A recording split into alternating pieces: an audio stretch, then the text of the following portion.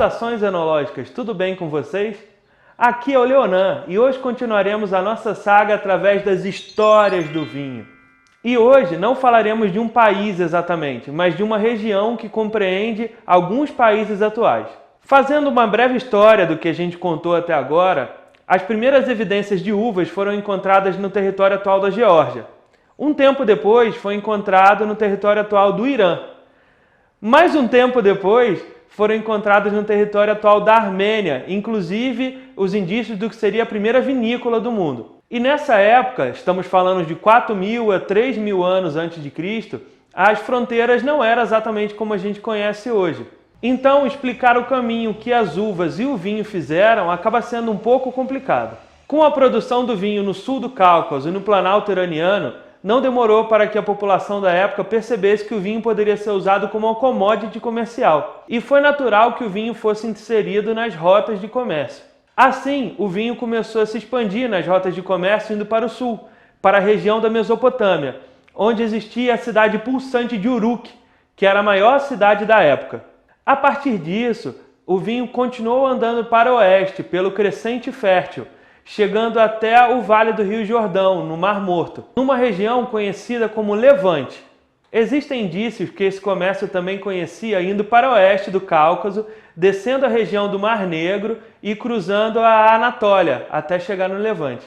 Levante é um termo que se refere à região geográfica ao sul dos Montes Tauro, numa faixa entre o Mar Mediterrâneo e o deserto da Arábia, ao norte do Egito, tornando essa faixa de terra muito importante do ponto de vista cultural para as civilizações quanto comercial. Esse nome se origina do francês Levant, como em Soleil Levant, que significa sol nascente, referindo-se ao lado do sol nascente, a costa leste do Mar Mediterrâneo. Essa região também é conhecida como Canaã e basicamente se refere às terras dos atuais países de Líbano, Síria, Jordânia, Israel e Palestina. Agora falando de um período posterior da nossa história, 3.000 a 2.500 anos antes de Cristo, estava surgindo na região do atual Líbano uma civilização. A civilização que desenvolveu o comércio marítimo e o alfabeto mais antigo conhecido, que expandiu sua influência para o norte da África, ilhas gregas, Sicília e até a Península Ibérica. Assim como os gregos e os sumérios, essa civilização se dividia em cidades-estado, e eles eram conhecidos como povo púrpura. Isso mesmo, estamos falando dos fenícios, e é agora que começa o episódio de hoje.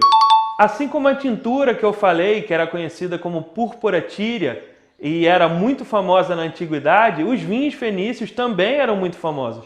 O vinho, como a gente conhece hoje, é ligado diretamente aos esforços do comércio marítimo fenício. Eles que começaram a levar o vinho produzido por eles, o vinho produzido no sul do Cáucaso e o vinho produzido no Planalto iraniano para o norte da África e o sul da Europa. Em 2500 a.C., por exemplo, já havia comércio entre os fenícios e os povos egípcios. Eles introduziram ou incentivaram a cultura do vinho e da videira em países que continuam produzindo vinho até hoje, como por exemplo, Líbano, Egito, Algéria, Tunísia, Grécia, Itália, França e Portugal. Os escritos do escritor cartaginês Mago estão entre os escritos mais importantes para a história do vinho. Existem diversas citações de seu trabalho por escritores gregos e romanos que falam sobre a cultura fenícia de vitivinicultura. Mesmo que nenhum de seus escritos tenha resistido ao tempo, uma de suas receitas resistiu e é conhecida como passum, que foi feita a partir de uvas semi-desidratadas. Sua receita foi traduzida para o latim, publicado por Columela e ficou famosa durante o Império Romano. A vinícola tunisiana Le Vigneron de Carthage produz até hoje um vinho que é uma leitura dessa receita. Esse vinho é chamado Passum de Magon. Desde aquela época, os fenícios já eram capazes de planejar seus vinhedos a partir de clima e topografia. Eles produziam vários estilos diferentes de vinho e também foram responsáveis por disseminar o uso das ânforas, também conhecida como jarra cananita, para o transporte e armazenagem desse vinho. Naquela época, eles já usavam uma espécie de resina para selar a parte de cima da ânfora e manter o vinho a salvo da oxidação.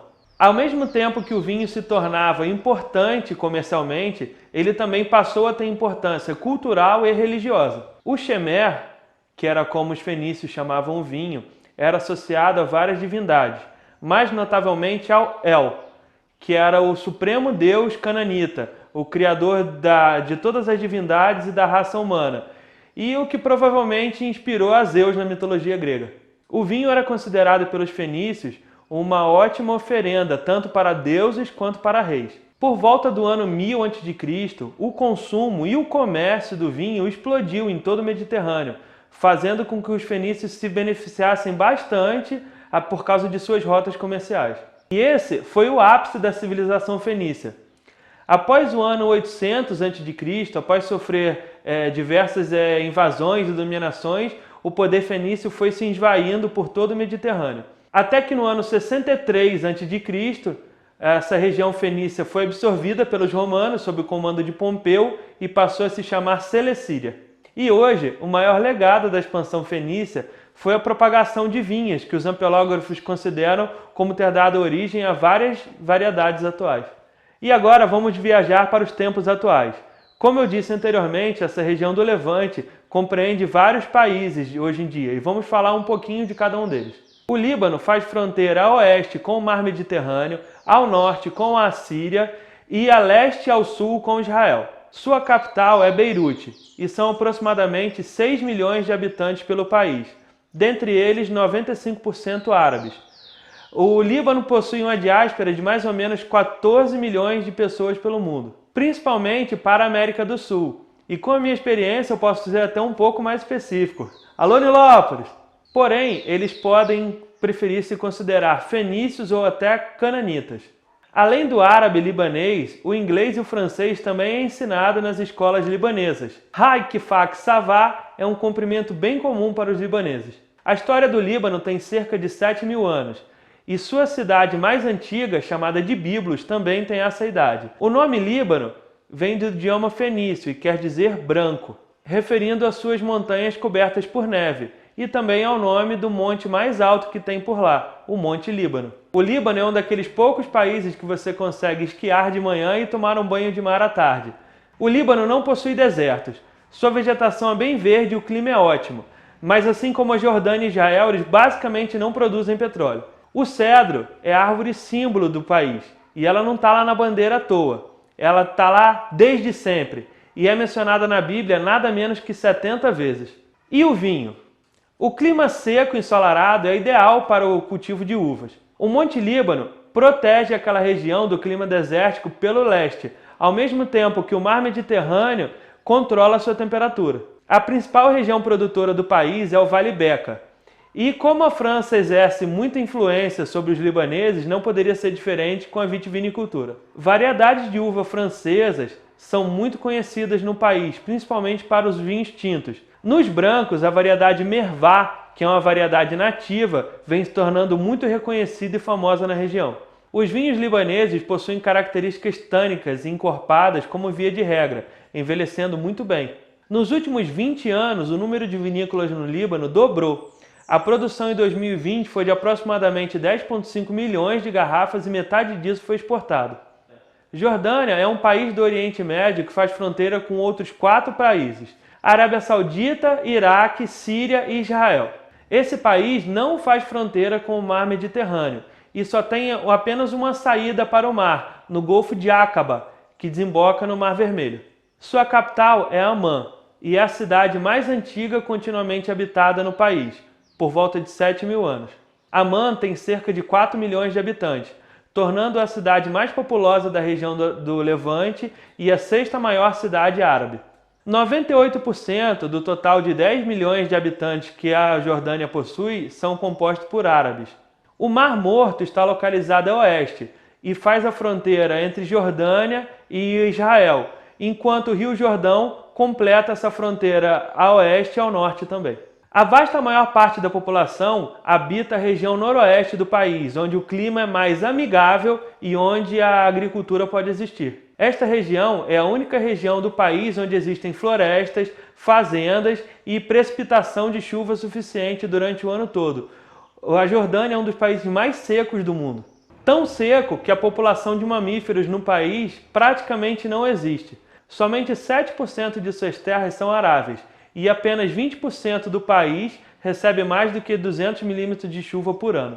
A Jordânia produz muito pouco petróleo. Sua principal fonte de renda é o turismo, principalmente o turismo médico. A Jordânia é um país em que o consumo do álcool é completamente legal, o que não é muito comum naquela região.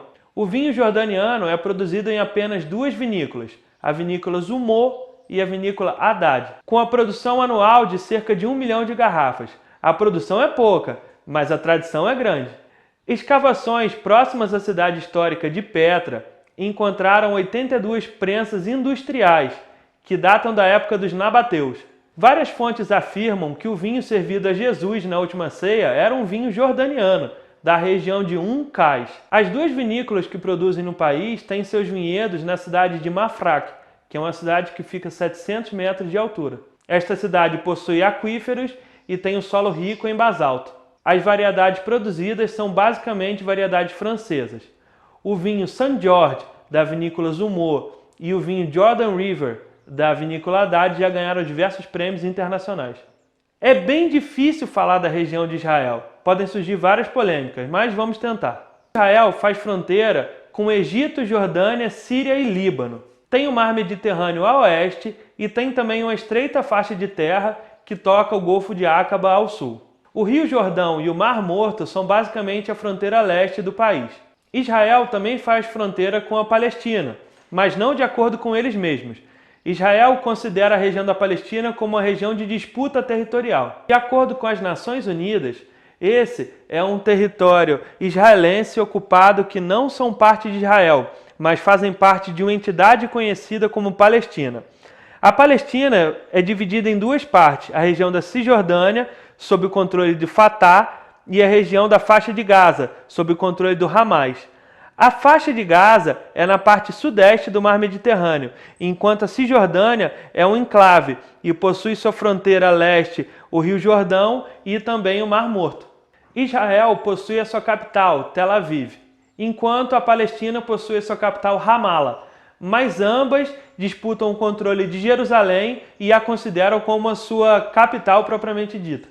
Jerusalém é palco de tantas disputas, pois é considerada um lugar sagrado, tanto pelo cristianismo quanto pelo judaísmo e também pelo islamismo. Jerusalém, ao longo da sua história, já foi destruída 2 vezes, sitiada 23 vezes, capturada, recapturada 44 vezes e atacada 52 vezes. Hoje, a cidade de Jerusalém é lar para cerca de 850 mil pessoas. Israel possui a população total de cerca de 9 milhões de habitantes. E somado à Palestina, chegamos ao número de 13 milhões de pessoas. Israel é casa de praticamente metade de toda a população judia do mundo. 75% de sua população é composta por judeus, enquanto a grande maioria dos outros 25% são árabes. A região da Cisjordânia é lar de palestinos e de praticamente meio milhão de israelenses. Essa região é bem dividida e esse assunto é complexo demais para ser tratado aqui. Vamos focar nos vinhos. O vinho é produzido lá desde as épocas bíblicas. Como a região é uma importante ligação entre a Mesopotâmia e o Egito, o vinho possui um papel significante na região. Seu vinho foi muito exportado para o Império Romano. E nessa época as ânforas já eram rotuladas com safra e com o nome do vinicultor. Porém, durante o domínio muçulmano, a produção foi praticamente levada a zero. Foi ressurgida entre os anos 1100 e 1300 durante as cruzadas e com o domínio islâmico a produção foi extinta novamente. Em 1848, inicia a era moderna das vinícolas em Israel. No final do século XIX, o barão francês Edmond de Rothschild começou a importar uvas e know-how franceses para a região. Boa parte da história moderna da produção de vinhos israelenses são baseadas na produção do vinho kosher, que é um vinho produzido de acordo com as leis religiosas do judaísmo e é exportado para os judeus ao redor do mundo. Hoje, menos de 15% da produção de vinhos no país é focada nesses vinhos sacramentais. E Israel vem focando na tecnologia e na produção de vinhos para clientes cada vez mais exigentes. Atualmente, Israel possui centenas de vinícolas. A produção vitivinícola de Israel concentra-se em 5 regiões: Galileia, que é a região mais suscetível a uvas finas, colinas de Hebron, Shinshon, Negev e a planície de Saron, que é a maior área de produção de uvas no país. As uvas plantadas são basicamente variedades francesas, com destaque para a Cabernet Sauvignon e a Chardonnay, essa que foi a uva que mais se adaptou ao terroir do país. A produção de vinho palestino se confunde muito com a produção israelense devido a todas essas questões territoriais, mas desde 1988 conseguimos separar um pouco as coisas. A Cremizan Wine Estate é a vinícola mais velha do território da Palestina. Foi fundada em 1885 ao sul de Jerusalém e perto de Belém. Seus vinhos são vendidos e reconhecidos em todo o mundo. Outra vinícola que podemos citar é a Taibel Winery, que foi fundada em 2013 na região de Ramallah. Além de vinícola, Taibé também é a única cervejaria palestina. E para terminar, recentemente, agora em outubro de 2021, arqueólogos israelenses acharam a vinícola de 1.500 anos de idade, na cidade de Yavne, ao sul de Tel Aviv, da época em que o Império Bizantino dominava a região. Essa vinícola é a maior vinícola de que se tem registro no mundo nessa época. Foram encontrados um complexo com 5 prensas, 4 armazéns e milhares de pedaços de ânforas quebradas. Pelo tamanho da vinícola, estima-se que eram produzidos aproximadamente 2 milhões de litros de vinho por ano. Os arqueólogos também acreditam que essa vinícola era o centro de produção de um vinho muito famoso daquela época, é o vinho Gaza e Ashkelon, que era exportado para todo o entorno do mar Mediterrâneo. E nesse local também foram encontradas prensas mais antigas ainda, de cerca de 2.300 anos atrás, da época do Império Persa, o que sugere que essa região produziu vinhos por mais tempo ainda. E assim terminamos mais um capítulo de Histórias do Vinho. Lembrando que isso é apenas a minha visão sobre os fatos. Se você quiser ter informações mais precisas e pontuais, aí você vai ter que ler. Não esqueçam de curtir, comentar e compartilhar para ajudar a espalhar a palavra do Aprendi com Vinho. Muito obrigado e tchau, tchau!